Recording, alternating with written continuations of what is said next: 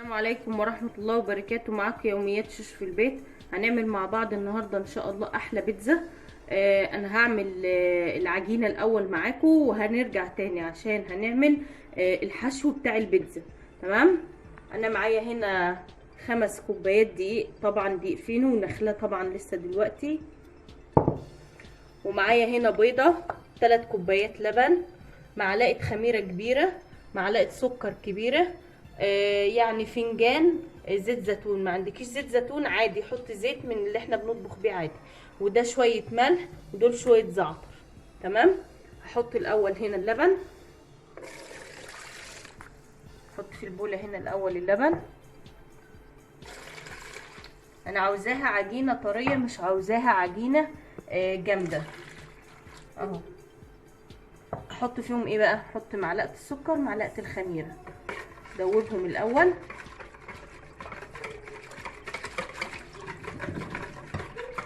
لازم يدوبوا الاول حلو كويس قوي.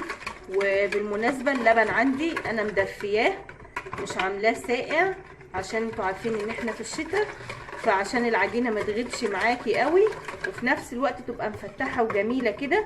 فانت لازم ايه، تسخني اللبن، او ما عندكيش لبن برضو ينفع ميه عادي، مفيش اي مشكله. خلاص كده. هحط البيضه، تضربيها قوي برضو مع الخليط ده كله. لو برضو مش عاوزه تحطي البيضه ما تحطهاش، مفيش اي مشاكل، بس عشان تبقى ايه غنيه كده ولذيذه كده الاطفال يحبوها. فانت ايه بتحطي اللبن، او ما عندكيش لبن عايزه تحطي زبادي حطي، لبن رايب حطي، مفيش ده ولا ده يبقى ميه زي ما قلنا. بس كده. حطي شويه الزعتر صغيرين قوي اهو. حطي الزيت،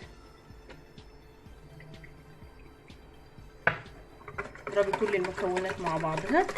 واخر حاجه الملح هحطه وانا بحط الدقيق، بس انا هسيبها دلوقتي بالظبط 3-4 دقايق يعني الخميره تشتغل فيها كده، وهرجع معاكم تاني نحط الدقيق. دلوقتي خلاص سبتها هون، يعني سبتها 3-4 دقايق. هحط بقى، انا حطيت شويه الملح كمان، فانا هحط بقى شويه دقيق، مش هحطه كله، وهلفه كده. انا قلت لكم مش عاوزاها عجينه جامده، انا عاوزاها عجينه طريه اهو. احط بقى الباقي،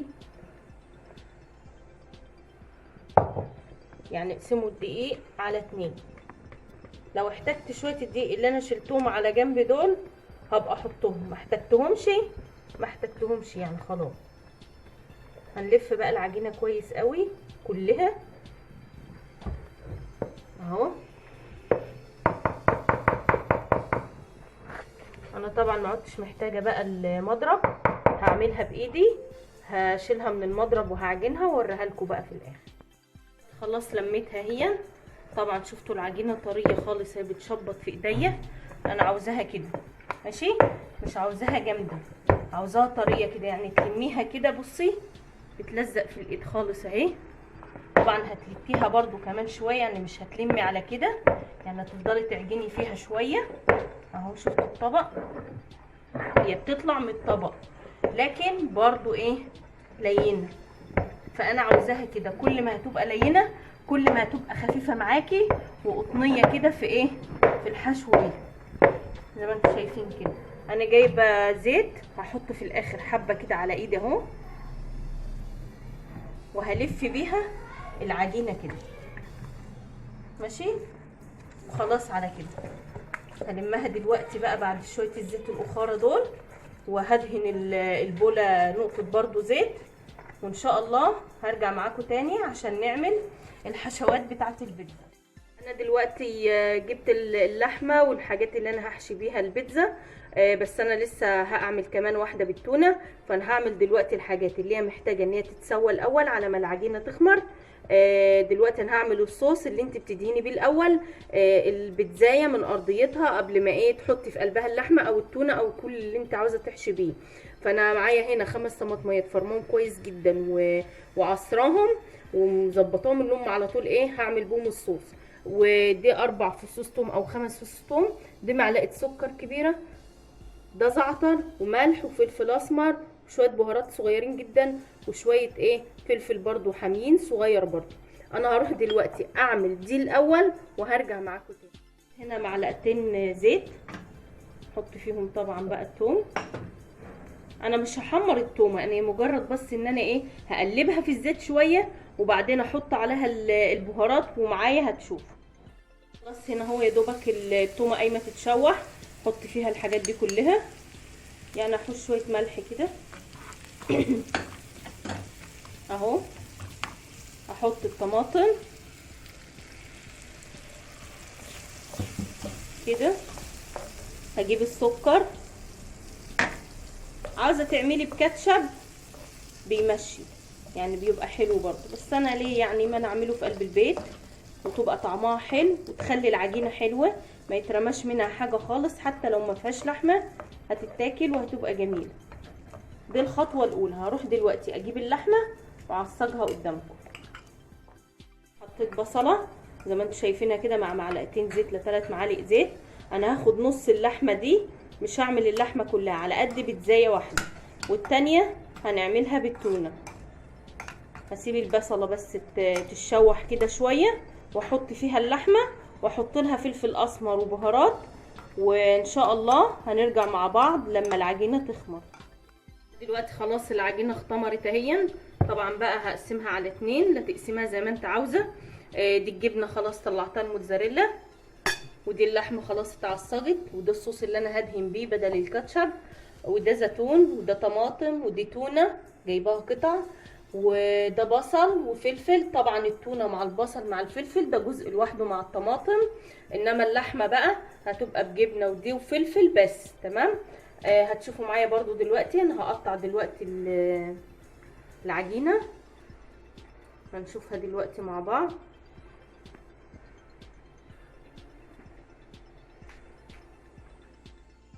انا دلوقتي هقطع العجينه زي ما شفتوا كده.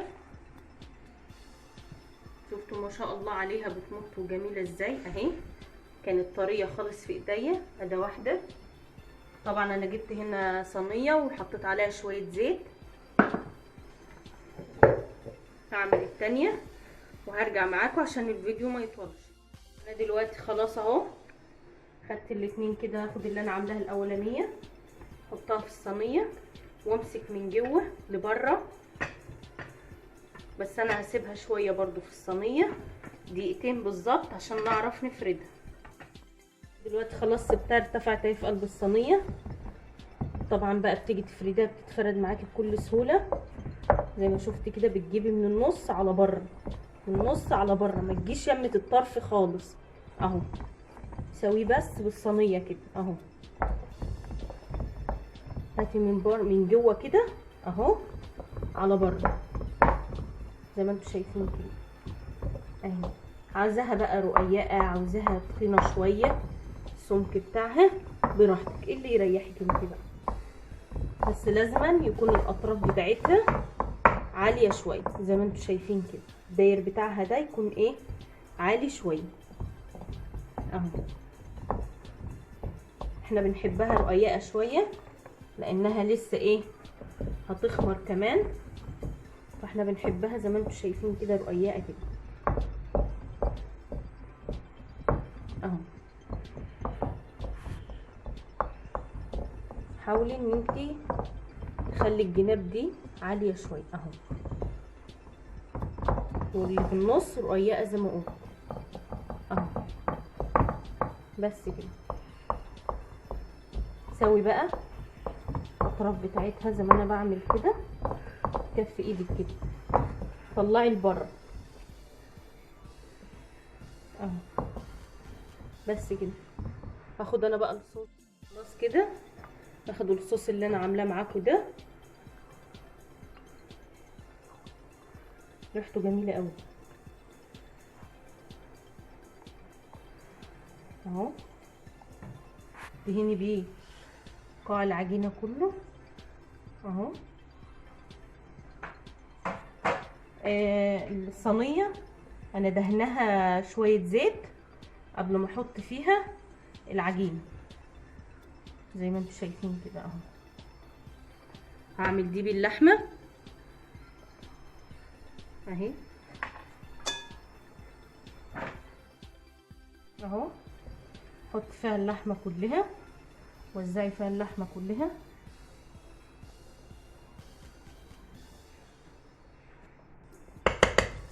وامسك بقى شويه جبنه زي ما انتم شايفين كده.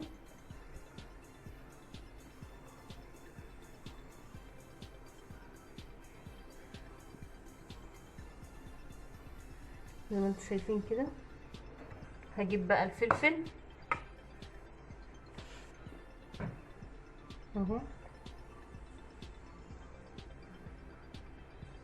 عايزه بقى فلفل حامي، فلفل عادب، اللي يريحك واللي انتوا بتاكلوه طبعا. انا عندي ولادي بيحبوا البيتزا جدا، يعني بيعشقوا حاجه اسمها بيتزا اهو.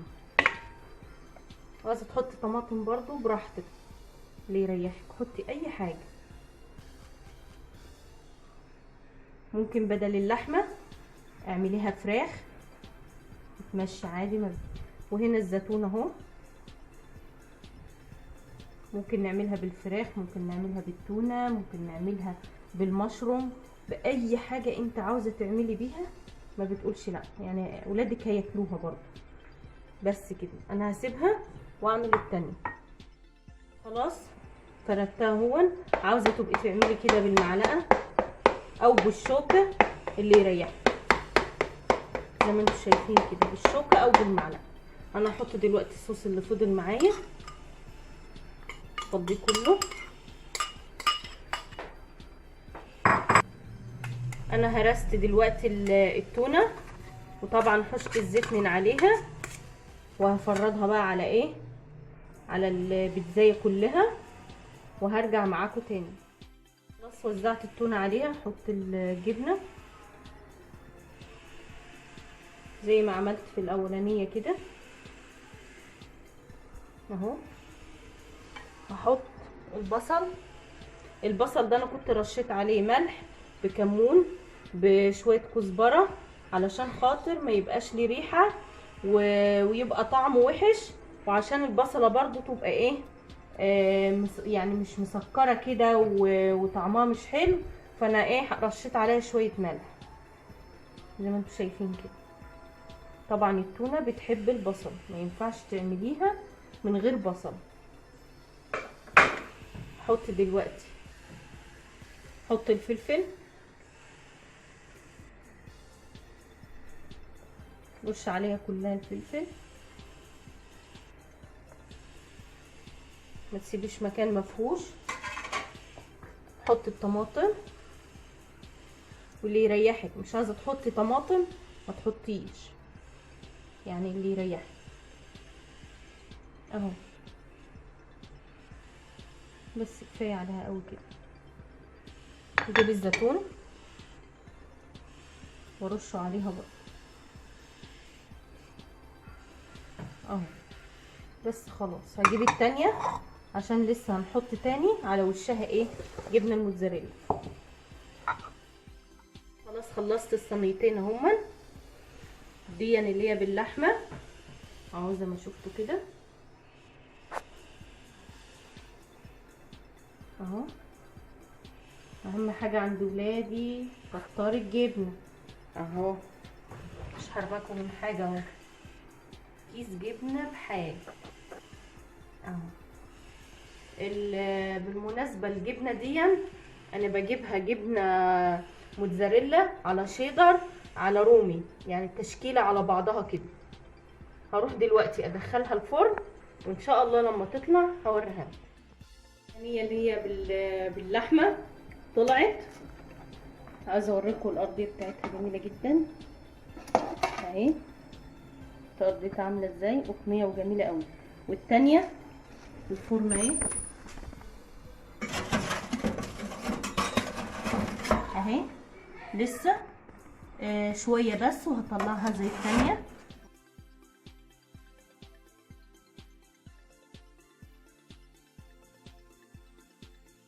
طلعتها اللي هي بالتونه. هروح دلوقتي اوريكم الاتنين، بس انا برضو حبيت اوريكم الارضيه بتاعت دي برضو. شفتوا عامله ازاي؟ جميله جدا، وجايه من الاطراف من هنا عاليه، لكن من الوسط نازله عن التانيه، بقت جميله جدا. انا بقى هروح اوريكم كمان التانيه ونقطعهم مع بعض. دلوقتي هقطعها معاكم اهو. شفتوا التانيه الاولانيه اللي هي باللحمه، شفتوا اطرافها هشه وجميله ازاي؟ شفتوا قطنيه جميله جدا اهي. هنقطعها بقى مع بعض.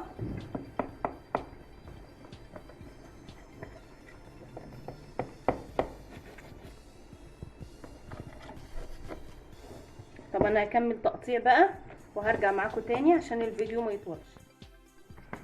انا قسمتها زي الزائد كده، قسمتها كده وبعدين عملتها كده، وبتمسكي بقى كل مثلث بتقطعيه لوحده زي ما انتم شايفين كده. وبعيد عليها تاني. طبعا ده هيتقسم 2. طبعا احنا مش عاملين بيتزا صغيره، احنا عاملينها عائلي يعني، لان العيله كلها بتاكل منها اهو. اهي خلاص كده. شفتوا جميله ازاي؟ شفتوا مطوا جميله جدا. دي اللي هي بايه؟ باللحمه. شفتوا العجينه بتاعتها عامله ازاي؟ قطنيه وجميله جدا. هنروح نقطع التانيه. هنقطع دي برضو زي ما قطعت الاولانيه. دي اللي هي بالتونه اهي. هنقطعها زي ما قلت لكم كده اهي، سهله جدا. هتمسكي بقى كل ايه مثلث كده، قطعها 2. طبعا هي سخنه مولعه، اللي هي التانيه اللي هي بالتونه اهو.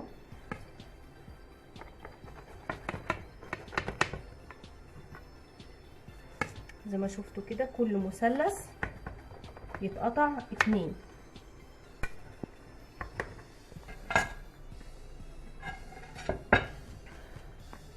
دي اللي هي بالتونه. هنطلعها مع بعض اهي، برضو قطنيه وجميله جدا. شفتوا الجبنه فيها جميله ازاي؟ شفتوا الخفه بتاعتها خفيفه كده، مش ناشفه ولا اي حاجه. شفتوا الجبنه شفتوا عامله ازاي؟ يا رب يكون فكره النهارده عجبتكم. والارضيه بتاعتها طبعا اهي، دي اللي هي بالتونه. يا رب يكون فكره النهارده عجبتكم من البيتزا. ما تنسوش الاشتراك في القناه وتفعلوا زر الجرس عشان يوصل لكم كل جديد مني. السلام عليكم ورحمه الله وبركاته.